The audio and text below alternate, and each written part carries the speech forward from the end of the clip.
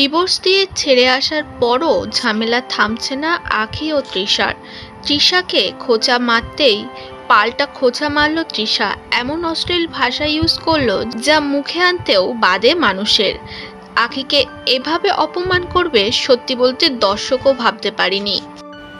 কি করবা, আমার নাম সব জায়গায় নিতে হবে, ঠিক আছে?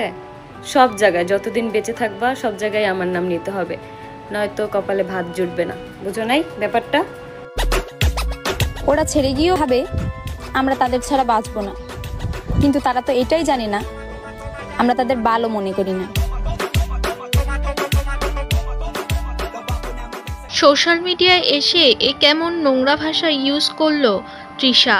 তৃষা ও আঁখির পার্সোনাল ঝগড়ায় এমন ভাষা শুনে অনেক দর্শকই হাসাহাসি করছে, কেউ আবার লিখেই ফেলেছে তৃষা এত নোংরা ভাষা যে আঁখির ওপর আনতে পারবে সেটা স্বপ্নেও ভাবেনি। এমন নানান কমেন্ট ভেসে আসছে আঁখি ও তৃষার কমেন্ট সেকশনে। এই বিষয়ে এখনো মুখ খোলেনি আঁখি, তবে এ ভাষা শোনার পর হয়তো আর মুখ খোলার ভাষা থাকবে না আঁখির।